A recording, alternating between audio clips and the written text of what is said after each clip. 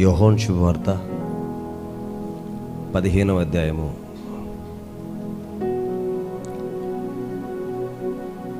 మొదటి 6 వచనాలను చదువుదాం. యోహాను శుభవార్త 15వ అధ్యాయము మొదటి 6 వచనాలు. అవసరం లేదమ్మా. మొదటి 6 వచనాలు చూడండి ఏమో రాయబడుతుందో. నేను నిజమైన ద్రాక్షవల్లిని, నా తండ్రి వ్యవసాయకుడు. నాలో ఫలింపని ప్రతి తీగను ఆయన తీసి పారవేయును. ఫలించు ప్రతి తీగె మరి ఎక్కువగా ఫలింపవలనని దానిలోని పనికిరాని తీగలను తీసివేయును. నేను మీతో చెప్పిన మాటను బట్టి మీరు ఇప్పుడు పవిత్రులై ఉన్నారు. నా యందు నిలిచియుండుడి, మీ యందు నేనును నిలిచియుందును. తీగె ద్రాక్షవల్లిలో నిలిచి ఉంటేనే గాని తనంతట తానే ఎలాగూ ఫలింపదో, అలాగే నా యందు నిలిచి ఉంటేనే కానీ మీరును ఫలింపరు. ద్రాక్షవల్లిని నేను, తీగలు మీరు. ఎవడు నా యందు నిలిచియుండునో, నేను ఎవని యందు నిలిచియుందునో వాడు బహుగా ఫలించును. నాకు వేరుగా ఉండి మీరేమీ చేయలేరు. ఎవడైనను నా యందు నిలిచి ఉండని ఎడల వాడు తీగ వలె బయట పారవేయబడి ఎండిపోవును. మనుష్యులు అట్టి వాటిని పోగు చేసి అగ్నిలో పారవేతురు, అవి కాలిపోవును.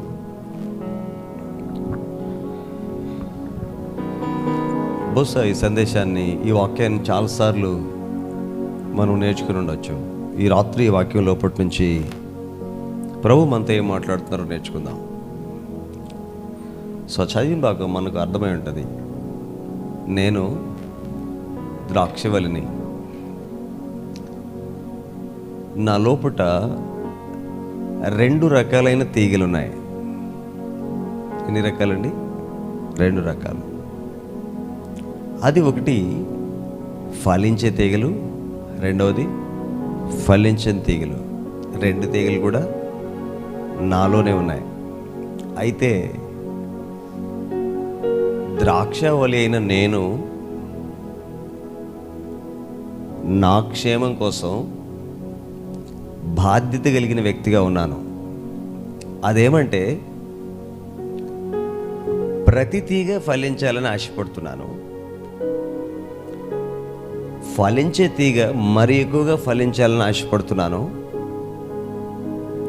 ఒకవేళ ఆ ఫలించే తీగ కానీ ఏదైనా ఒక తీగ ఫలించకుండా అభ్యంతరంగా ఉండినట్లయితే నేను ఆ తీగను ఏం చేయాలనుకుంటున్నాను?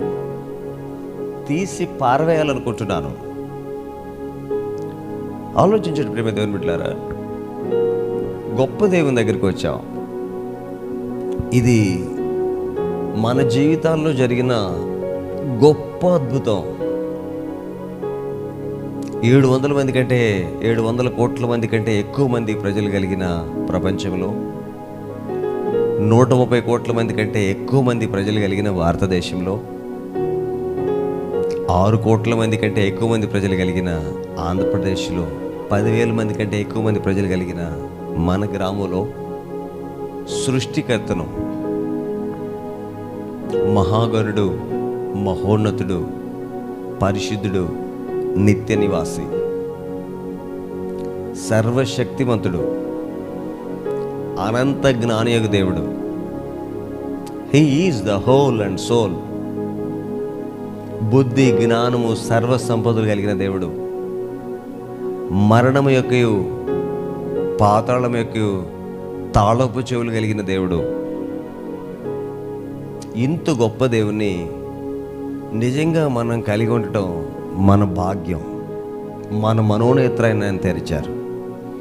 అందుకు ఆయనకి ఏమి చెల్లించి కూడా ఆయన రుణమును తీర్చలేము. ఇది చాలా గొప్ప అద్భుతం.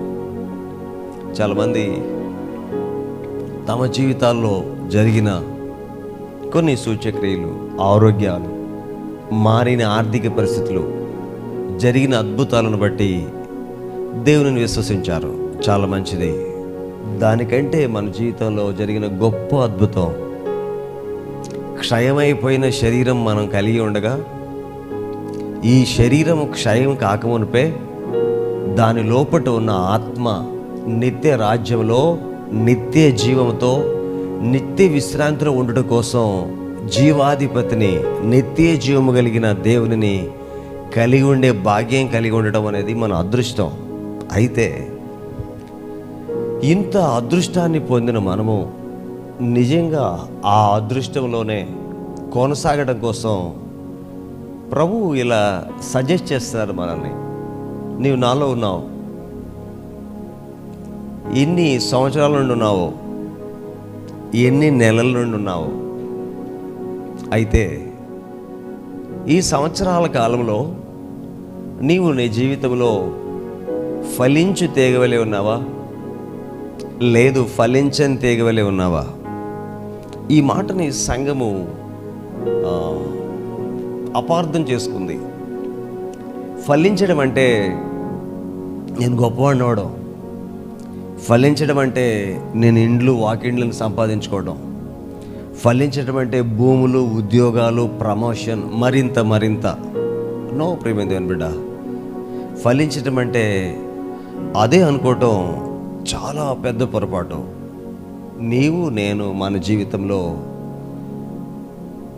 క్షయమైన వాటి కోసం ఫలిస్తున్నామో, అక్షయమైన వాటి కోసం ఫలిస్తున్నామో ఒక అండర్స్టాండింగ్ కలిగి ఉండవలసిన అవసరతను కలిగి ఉంటున్నాం. భూమి మీద సమస్తం క్షయమైనది, మన లోపట ఉన్న ఒక ఆత్మ తప్ప.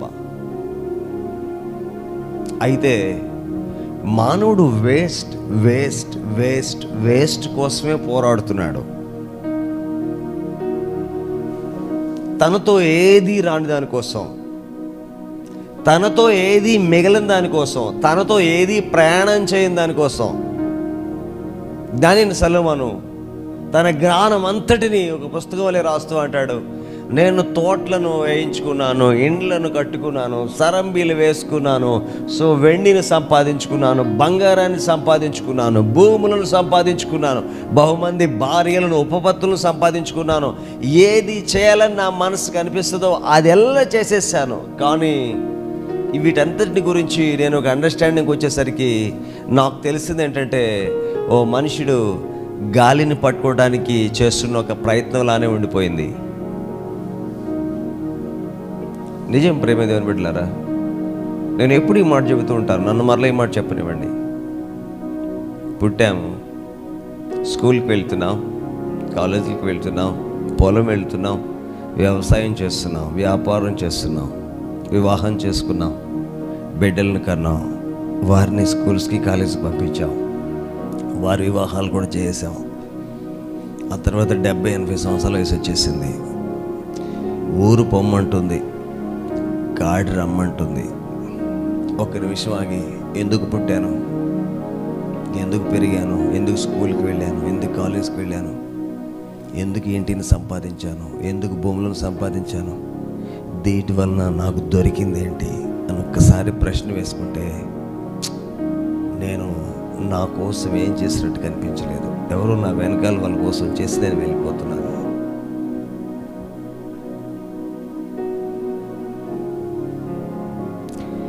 దానికోసమే మనుషుడు చాలా కాన్సన్ట్రేటెడ్గా పనిచేస్తున్నాడు.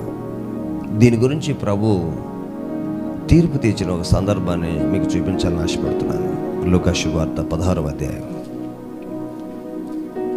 లూకా శుభవార్త 16వ అధ్యాయం. ఈ భాగం మీకు చదువు తెలుసును. ఆ భాగంలో ధనవంతుడితో దేవుడు మాట్లాడుతున్న ఒక విషయాన్ని నేను మీతో మాట్లాడాలని ఆశపడుతున్నాను. లూకా శుభవార్త 17వ అధ్యాయము 19వ వచనం నుండి కూడా చదువుతున్నాను. చూడండి, 17వ అధ్యాయం 16వ అధ్యాయం 19వ వచనం నుండి కూడా చదువుతున్నాను. మీ అందరికీ తెలిసిన భాగం, క్రైస్తవులకి ఈ భాగం తెలియని వారు ఉండరు అనుకుంటున్నాను నాకు తెలిసి. ధనవంతుడు ఒకడు ఉండెను, అతడు ఊదా రంగు బట్టలను సన్నపునార వస్త్రములను ధరించుకొని ప్రతి దినము సుఖపడుచుండేవాడు. లాజరును ఒక దరిద్రుడు నిండును, వాడు కురుపులతో నిండినవాడై ధనవంతుని ఇంటి వాకిట పడి ఉండి అతని బల్ల మీద నుండి పడు రొట్టె ముక్కలతో ఆకలి తీర్చుకొని కోరెను. అంతేగాక కుక్కలు వచ్చి వాని కురుపులు నాకెను.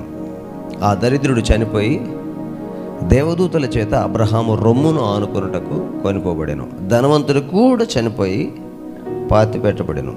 అప్పుడు అతడు పాతాళంలో బాధపడుచు కనులెత్తి దూరం నుండి అబ్రహామును అతని రొమ్మును ఆనుకొని ఉన్న లాజరును చూచి, తండ్రివైన అబ్రహామా, నా యందు కనికరపడి తన వ్రేలి కొనను నీళ్లలో ముంచి నా నాలుకను చలార్చుటకు లాజరును పంపము. నేను ఈ అగ్ని జ్వాలలో యాతన పడుచున్నానని కేకలు వేసి చెప్పాను. అందుకు అబ్రహాము, కుమారుడా, నీ జీవిత కాలమందు నీకిష్టమైనట్టు సుఖమును అనుభవించితివి. దయచేసి ఆ మాట నాతో వెనక్కి చెప్పండి. కుమారుడా, నీ జీవిత కాలమందు నీకిష్టమైనట్టు సుఖము అనుభవించితివి. ఏమంట? ఏం చేశాడు ఈయన? చెప్పండి, ఏం చేశాడు ఈయన? అతని జీవిత కాలమందు అతనికి ఇష్టమైనట్టు. ఈ రోజున బాబు ఎలా జీవిస్తున్నావు అని అడిగితే మోస్ట్ ప్రాబబ్లీ బయటికి రాకపోయిన అందరి నుండి వచ్చే సమాధానం ఏంటంటే, నా జీవితం నా ఇష్టం. చర్చికి రావడం నాకు ఇష్టమైతే వస్తా, పాడడం నాకు ఇష్టమైతే పాడతా, ఆరాధించడం నాకు ఇష్టమైతే ఆరాధిస్తా, పరిచర్య చేయడం నాకు ఇష్టమైతే పరిచర్య చేస్తా, సువార్త ప్రకటించడం నాకు ఇష్టమైతే సువార్త నా ఇష్టం అండి, నా ఇష్టం, నా ఇష్టం, నా జీవితం. ఇక్కడ ధనవంతుడిని దేవుడు జడ్జి చేస్తున్నాడు. కుమారుడా, నీ జీవితంలో ఒక భయంకరమైన తప్పు చేశావు. ఆ తప్పేంటి తెలిసిన? నీ జీవిత కాలమందు ఎలా జీవించావు? నీకు ఇష్టమైనట్టు జీవించావు. నీ అంతటి నీవు పుట్టలేదు. నీవు కోరుకుని అబ్బాయిగానో అమ్మాయిగానో పుట్టలేదు. నీవు కోరుకుని నీ దేశంలో పుట్టలేదు. నీవు కోరుకొని నీ రాష్ట్రంలో పుట్టలేదు. నీవు కోరుకొని నీ తల్లిదండ్రులకు పుట్టలేదు. నీవు కోరుకొని పలానా తరములో పలానా సంవత్సరంలో పుట్టలేదు. నేను నిన్ను పని నిమిత్తం సృష్టించాను. దానిని గ్రహించగా నా జీవితం నా ఇష్టం, నేను నా ఇష్టం వచ్చినట్టు జీవిస్తానని నీవు నీ జీవితాన్ని నీ ఇష్టం వచ్చినట్టు జీవించావు. సగటు మనిషి అలా జీవిస్తున్నాడు. లెట్ ఇట్ బి, దాన్ని అలా వదిలేయండి. క్రైస్తవుడి గురించి ఏం మాట్లాడుకోవాలి? ప్రభువా ప్రభువా నన్ను పిలుచు ప్రతివాడు పరలోక రాజ్యంలో ప్రవేశించడు కానీ పరలోకమందున నా తండ్రి చిత్తం. స్నేహితుడా, నీవు ఇక్కడ ఉన్నది నీ ఇష్టం వచ్చినట్టు జీవించడానికి కాదు. నేను కూడా ఇంకా బ్రతికున్నది నా ఇష్టం వచ్చినట్టు జీవించడానికి కాదు. నీవు నేను మన ఇష్టం వచ్చినట్టు కాక మనలను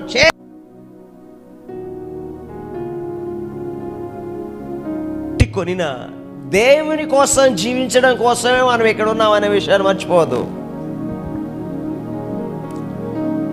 క్రైస్తవుల్లో ఒక బలహీనతను గమనిస్తున్నాం. ఫర్ ఎగ్జాంపుల్, కోవిడ్ వచ్చింది. మొదటి వేవ్ అంత ప్రభావాన్ని మన మీద ఏం చూపించలేదు. ఆ తర్వాత సెకండ్ వేవ్ వచ్చింది, వెన్నులో వణుకు పుట్టించింది. అందరికీ వెన్నులో వణుకు, భయము, భీతి కొనిపోయి బిక్కు బిక్కు అంటూ బ్రతికాము, ఏం జరుగుతుందో తెలియకుండా.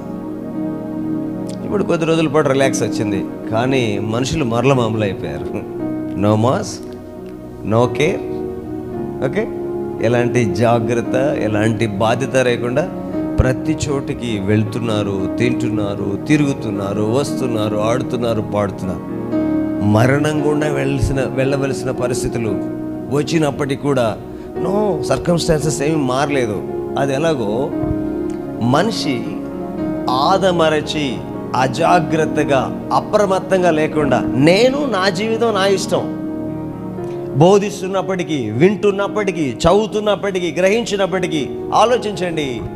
నీవు, నేను, మనము మన కోసం జీవించడానికి దేవుడు ఈ జీవితాన్ని ఇవ్వలేదు. మన కోసం జీవించడానికి దేవుడు మనల్ని స్వస్థపరచలేదు, విడిపించలేదు. మన కోసం జీవించడం కోసం ఆయనను మనం రక్షించలేదు, విలువ పెట్టి కొనలేదు. మనము తెలుసుకొని గ్రహించి ఆయన కోసం జీవిస్తామేమో. ధనవంతుడు అంటున్నాడు, కుమారుడా, నీవు నీ జీవిత కాలం అంతా ఎలా జీవించావు? నీ ఇష్టం వచ్చినట్టు జీవించావు, నీ కడుపు కోసం జీవించావు, నీ కుటుంబం కోసం జీవించావేమో, నీ ఆస్తి పాస్తుల కోసం, నీ ఉద్యోగ వ్యాపారాల కోసం జీవించావేమో. No, that's not right. నీవు నా కోసం జీవిస్తావని నేను నీకు 70-80 సంవత్సరాల ఆయుష్కాలం ఇచ్చాను. But you should not utilise it that. నీవు దాన్ని సరిగా ఉపయోగించుకోలేకపోయావు. నీ గురించి నేను చాలా విచారపడ్డాను, అందుకే నువ్వు ఇక్కడ ఉన్నావు. రేపటి దినాన మంచివైనను చెడ్డవైనను మనము జరిగించిన ప్రతి వాటి చొప్పున క్రీస్తు న్యాయపీఠం ఎదుట మనము నిల్చోవాలి. ఒకవేళ దేవుడు రేపటి దినాన ధనవంతుడు నిలబెట్టినట్లుగా జడ్జిమెంట్లో నిలబెట్టి, స్నేహితుడా నీవు నీ జీవితకాలంలో నీకు ఇష్టమైనట్టు జీవించావా, నాకు ఇష్టం వచ్చినట్టు జీవించావా అని ఒకవేళ అడిగితే మన సమాధానం ఏం కావచ్చు? హలో అమ్మా, నీవు నీ జీవితకాలాన్ని నీకు ఇష్టం వచ్చినట్టు జీవించావా, నాకు ఇష్టం వచ్చినట్టు జీవించావా? నీవు నీ చిత్తాన్ని నెరవేర్చావా, నా చిత్తాన్ని నెరవేర్చావా? ఎవరి చిత్తాన్ని నెరవేర్చావు? సో ఒకవేళ నీవు నీ చిత్తాన్ని నెరవేరిస్తే నీకు పరలోక రాజ్యం ఇవ్వడం అనేది న్యాయమా? లేదు, నిత్య నరకానికి ఇవ్వడం అనేది న్యాయమా? నీవే డిసైడ్ చేయి. ఒకవేళ తీర్పును మన చేతుల్లో పెడితే మనం ఏం చెప్పగలం? చాలామంది క్రైస్తవులు ఫలించుట అనే మాటను అర్థం చేసుకుని, నేను దేవుని దగ్గరకు వచ్చింది నా స్టాండర్డ్ని పెంచుకోవడం కోసం, నా ఆస్తిని పెంచుకోవడం కోసం, నా ఉద్యోగాన్ని పెంచుకోవడం కోసం, నా నేపథ్యాన్ని పెంచుకోవడం. అసలు నీవు పుట్టిందే నీకోసం కాకపోతే నీకోసం పెంచుకోవడం ఏంటయ్యా? మనోనేత్రం తెరవబడితే, ఆత్మనేత్రం వెలిగించబడితే మనం ఈ విధంగా ఆలోచిస్తాం. ఆ రోజున ఇశ్రాయేలు యూదులు విన్నారు కానీ, చూశారు కానీ, అనుభవించారు కానీ గ్రహించలేదు. హృదయాన్ని కఠినం చేసుకున్నారు. మాకు అవసరం లేదు యేసు, మాకు అవసరం లేదు రక్షణ, మా వాడు కాదు, సిలువేయండి. ఈ రోజున కూడా చెప్పకనే క్రైస్తవ్యం చెబుతుంది, నేను విననండి, నేను గ్రహించనండి, నేను ఆలోచించనండి, నాకు అవసరం లేదు. నేను ముగిస్తున్నాను. ప్రేమ స్నేహితుల సహోదరి, నీవు ఫలించే కొమ్మగా ఉండాలనుకుంటున్నావా, ఫలించని కొమ్మగా ఉండాలనుకుంటున్నావా? అది కూడా ఒకవేళ ఫలిస్తే నీ కోసం ఫలించాలనుకుంటున్నావా, దేవుని కోసం ఫలించాలనుకుంటున్నావా? రండి, నీ కోసం దేవుని కోసం ఫలించడం, దాంట్లో తారతమ్యాన్ని గమనించే ఓ ప్రయత్నం చేద్దాం. యెషయా గ్రంథము 5వ అధ్యాయము. యెషయా గ్రంథము 5వ అధ్యాయము మొదటి వచనం నుండి చదువుతున్నాను. చూడండి, మొదటి వచనం నుండి చదువుతున్నాను. యెషయా గ్రంథం 5వ అధ్యాయము మొదటి వచనం నుండి, పేజ్ నెంబర్ 571, 571వ పేజ్. నా ప్రియుని గూర్చి పాడేదను వినుడి, అతని ద్రాక్ష తోటను బట్టి నాకు ఇష్టడైన వాని గూర్చి పాడేదను వినుడి. సత్తువు భూమి గల కొండ మీద నా ప్రియునికి ఒక ద్రాక్ష తోట ఉండెను. ఆయన దానిని బాగుగా త్రవ్వి రాళ్లను ఏరి అందులో శ్రేష్టమైన ద్రాక్ష తీగలను నాటించెను. దాని మధ్య బురుజు ఒకటి వేయించి ద్రాక్ష తొట్టిని తొలిపించెను. ద్రాక్ష పండ్లు ఫలింపవలనని ఎదురు చూచుచుండెను, కానీ అది కారు ద్రాక్షలు కాచెను. అనండి ఆ మాట. ఏ ద్రాక్షలు కాసింది? ఆయన ఏ ద్రాక్షలు ఎదురు చూశారు? రక్షణార్థమైన జీవితం జీవిస్తావేమో, సాక్ష్యార్థమైన జీవితాన్ని జీవిస్తావేమో, దేవుని నామానికి మహిమార్థమైన జీవితాన్ని జీవిస్తావేమో, ఆయన రాజ్య వ్యాప్తి కోసం ప్రయోజనకరమైన జీవితాన్ని జీవిస్తావేమో, ఆయన చిత్తం పరలోకమందు నెరవేర్చినట్లుగా భూమి మీద నెరవేర్చడంలో నీవు నేను మనమందరము క్రియాశీలకమైన పాత్రను పోషిస్తామేమోనని ఆయన ఎదురు చూస్తూ ఉంటే సంఘము ఏ కాయలు కాసిందట? కాడు ద్రాక్షలు కాసింది. కావున యెరూషలేము నివాసులారా, యూదావారులారా, నా ద్రాక్ష తోట విషయము నాకు న్యాయము తీర్చవలని మిమ్మను వేడుకొనుచున్నాను. నేను నా ద్రాక్ష తోటకు చేసిన దానికంటే మరేమి దానికి చేయగలను? అది ద్రాక్ష పండ్లు కాయన నేను కనిపెట్టినప్పుడు అది కారు ద్రాక్షలు కాయుటకు కారణమేమి? ఆలోచించుడి. నేను నా ద్రాక్ష తోటకు చేయబో కార్యమును మీకు తెలియజెప్పేదను. నేను అది మేసివేయబడినట్లు దాని కంచెను కొట్టివేసేదను, అది త్రొక్కబడునట్లు దాని గోడను పడగొట్టి దానిని పాడు చేసేదను. అది శుద్ధి చేయబడదు, పారతో త్రవ్వబడదు. దానిలో గచ్చ పొదలను, బలురక్కస చెట్లను, బలసీయుడును దాని మీద వర్షింపవలదని మేఘములకు ఆజ్ఞ ఇచ్చేదను. ఇశ్రాయేలు వంశము సైన్యములకు అధిపతి యెహోవా ద్రాక్ష తోట, యూదా మనుషులు ఆయనకి ఇష్టమైన వనము. ఆయన న్యాయము కావాలని చూడగా బలత్కారము కనబడెను, నీతి కావాలని చూడగా రోదన వినబడెను. 40 yearsగా ఇక్కడ పరిచర్య జరుగుతూ ఉంది. ఎక్కువ భాగం నాన్నగారు పరిచర్య చేశారు. ఆ తర్వాత ఆ పరిచర్యని నేను కొనసాగించవలసి వచ్చింది. ఎంతో జాగ్రత్తతో, శ్రద్ధతో పరిచర్య చేస్తున్నప్పటికీ ఒక శిష్యుని తయారు చేయడం అనేది సాధ్యం కాని విషయంగా మిగిలిపోయింది. దేవుని కోసం, దేశం కోసం, ప్రజల కోసం, రక్షణార్థమైన ప్రజలను లేపడం అనేది ఎంతో సంక్లిష్టమైపోయింది.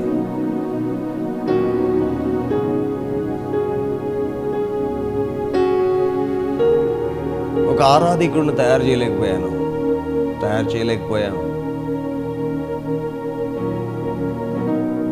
దేవుని కోసం సాక్ష్యార్థంగా జీవించే ఒక వ్యక్తిని తయారు చేయలేకపోయాం. దేవుని సంఘముని గురించి, దేవుని రాజ్యం గురించి, సువార్తను గురించి, నశించిన ఆత్మల గురించి భారం కలిగిన వారిని తయారు చేయలేకపోయాం. Where is the fault? తప్పిదం ఎక్కడ జరుగుతూ ఉండొచ్చు? ఆలోచించండి ప్రియమైన దేవుని బిడ్డలారా. ద్రాక్షవల్లి దేవుడు, నీవు నేను మనం అందరము ఫలించే తీగలు ఉండాలనుకుంటున్నారు. ఆయన నామం కోసం ఫలించే తీగలుగా, ఆయన రాజ్యం కోసం ఫలించే తీగలుగా, ఆయన చిత్తం కోసం ఫలించే తీగలుగా ఉండాలని ఆయన కోరుకుంటే, నేను నా ఇంటి కోసం మాత్రమే ఫలించే తీగగా ఉంటాను. నా సామ్రాజ్యం కోసం, నా పేరు కోసం మాత్రమే ఫలించే తీగగా ఉంటాను నేను. దేవుని నామం, దేవుని రాజ్యం, దేవుని చిత్తం. దయచేసి ఈ మాటలు మరలా మాట్లాడకండి. మీరు మాట్లాడి ఆ మాటలు నేను విసిగిపోయాను. ఒకవేళ డైరెక్ట్గా చెప్పలేకపోయినా ఇట్స్ మేబీ యువర్ ఆన్సర్. ఒకవేళ కావచ్చేమో. స్నేహితుడా, ప్రభు మనకిస్తున్న క్షేమం, ప్రభు మనకిస్తున్న భద్రత, ప్రభు మనకిస్తున్న ఆరోగ్యం, ప్రభు మనకిస్తున్న ఆయుష్కాలానికి ప్రభువుకి ఏం దొరకాలి? ఆయన ఏం కావాలని కోరుకుంటున్నారు? మీకు తెలుసు, ద్రాక్ష తోటలో అంజూరపు చెట్టు ఉంది. 3 సంవత్సరాలు అయిపోయినాయి. యేసుప్రభువారు యజమానుడు అంజూరపు కాయలేమని దొరుకుతాయేమని వెళ్ళారు. కానీ 3 సంవత్సరాలుగా కూడా అంజూరపు చెట్టుని ఒక అంజూరపు కాయ కూడా కనిపించలేదు. ఆ తోటమాలిని పిలిచి అంటున్నాడు, ఎందుకయ్యా ఈ అంజూరపు చెట్టు? పీకి పారే, కాల్చి పారే. ఆ తోటమాలి అంటున్నాడు, అయ్యా ఒక్క సంవత్సరం అండి, నేను దీనికి మరి కాస్త నీరు పెడతా, నేను దీనికి మరి కాస్తంత ఎరువేస్తా, కొంచెం టైం ఇద్దాం, ఒక్క సంవత్సరం చూద్దామయ్యా, ఈ సంవత్సరంలో ఫలిస్తే సరే, లేకపోతే దీన్ని నరికి పారవేద్దాం మీరు చెప్పినట్టే. దేవుడు మనకి ఎన్ని సంవత్సరాలు ఇవ్వాలి?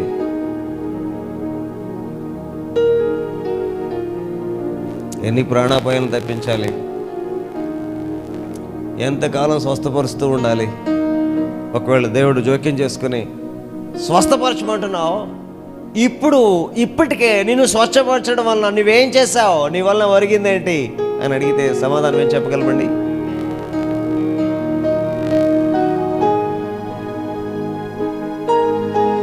పరిస్థితులను మార్చాను, ఆరోగ్యాన్ని ఇచ్చాను, దయ్యం పోయింది, ఆర్థిక పరిస్థితులు మారినాయి, అడ్రస్ మారింది, కుటుంబం వచ్చింది, భార్య వచ్చింది, బిడ్డలు వచ్చారు, నీ వల్ల ఏం జరిగిందో నాకు చెప్పు. ఒకవేళ దేవుడు ఇలా అడిగితే సమాధానం ఏం కావచ్చు?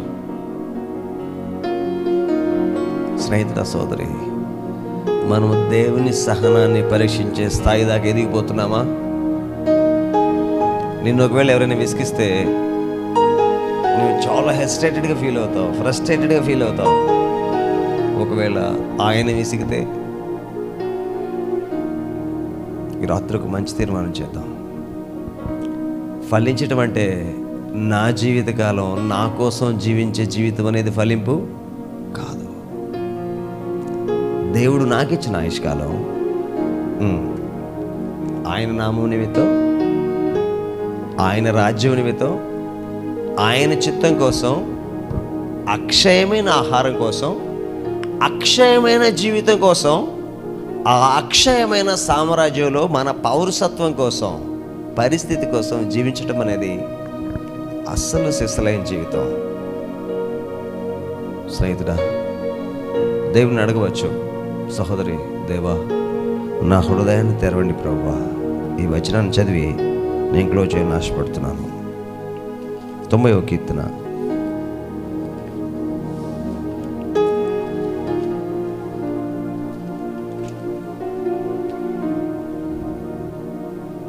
90వ కీర్తన 11వ వచనం చదువుతున్నాను. 90వ కీర్తన 11వ వచనం. నీ ఆగ్రహ బలం ఎంతో ఎవరికి తెలియను, నీకు చెందవలసిన భయము కొలది పుట్టు క్రోధము ఎంతో ఎవరికి తెలియను. మాకు జ్ఞాన హృదయం కలుగునట్లుగా చేయము, మా దినములు లెక్కించుటకు మాకు నేర్పము. అందరు నా వైపు చూడండి.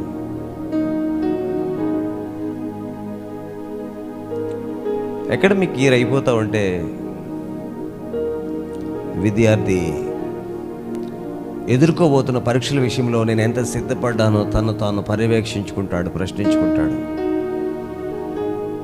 బిజినెస్ ఈ అయిపోతూ ఉంటే ఈ ఇయర్లో నా లాభం ఎంత, నా నష్టం ఎంత అని వ్యవసాయకుడు, వ్యాపారి లెక్కలు వేసుకుని తన అకౌంట్ని సెటిల్ చేసుకోవడానికి ప్రయత్నిస్తాడు.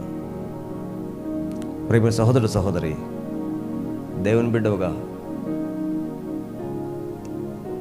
అమూల్యమైన రక్తం చేత కొనబడి కడగబడిన వ్యక్తివిగా ఇన్ని సంవత్సరాలు దేవుడు మనకి భద్రత, ఆరోగ్యము, క్షేమము, సమాధానము, ఉద్యోగము, విద్య, ఉపాధి, కుటుంబము, బిడ్డలు ఇవన్నీ ఇచ్చినందుకు నేను ఈ బిడ్డ మీద ఇంత పెట్టుబడి పెట్టాను, ఇంత ఎఫర్ట్ పెట్టాను, నాకు ఇతని వలన ప్రయోజనం ఏంటి అని ఒకవేళ దేవుడు అనుకుంటే మన ఊపిరి ఆగుతుందా?